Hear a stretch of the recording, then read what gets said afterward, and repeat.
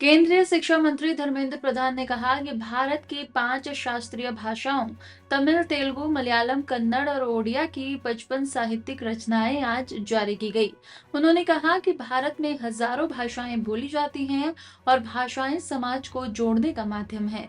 धर्मेंद्र प्रधान ने बताया कि प्रधानमंत्री मोदी ने सभी भारतीय भाषाओं को राष्ट्रीय भाषा का दर्जा देने की बात कही और विकसित भारत 2047 के लक्ष्य में भारतीय भाषाओं की भूमिका मजबूत करने के लिए सरकार ने भारतीय भाषा समिति का गठन किया है। आज भारत की 5 क्लासिकल लैंग्वेज की विभिन्न संगठनों की ओर से, उन संस्थाओं की ओर से 55 दुर्मूल्य साहित्य को लोकार्पित किया गया। तमिल, तेलुगु, मलयालम, कन्नड़ और उड़िया ऐसे 5 भाषाओं में CIIL के तहत और CICT के तहत जो प्रयास चल रहा है भारत सरकार की, क्लासिकल लैंग्वेज को महत्व देना। पहले 6 क्लासिकल लैंग्वेज था, इस 5 के अलावा संस्कृत भी है।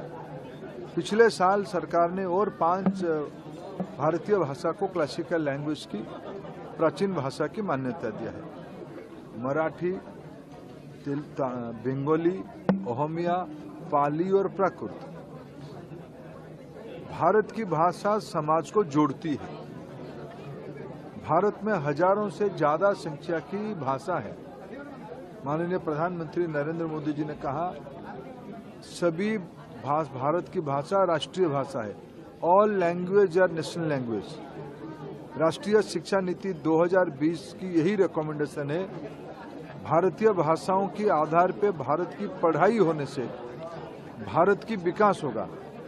2047 विकसित भारत के लक्ष्य में भारतीय भाषाओं की महत्व और बढ़े, महत्व है ही और बढ़े, उसके लिए भारतीय भाषा समिति हमने गठन किया है। उनकी नेतृत्व में हमने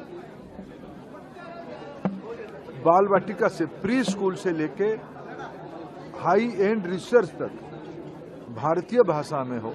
आज भारत में 5वीं कक्षा तक मातृभाषा में पढ़ाने के लिए पहल किया जा रहा है। भारतीय भाषा में इंजीनियरिंग कोर्सेस भी बनी है। भारतीय भाषाओं में मेडिकल साइंस की कोर्सेस बनी है। भारत की कोर्ट्स में उनकी मातृभाषा आधारित कोर्ट लैंग्वेज बन रहा है। प्रधानमंत्री नरेंद्र मोदी जी ने कहा है कि हमको मैकॉले माइंडसेट को बदलना है। मैकॉले माइंडसेट को बदलने की सबसे कारगर इंस्ट्रूमेंट, हथियार भारतीय भाषा है।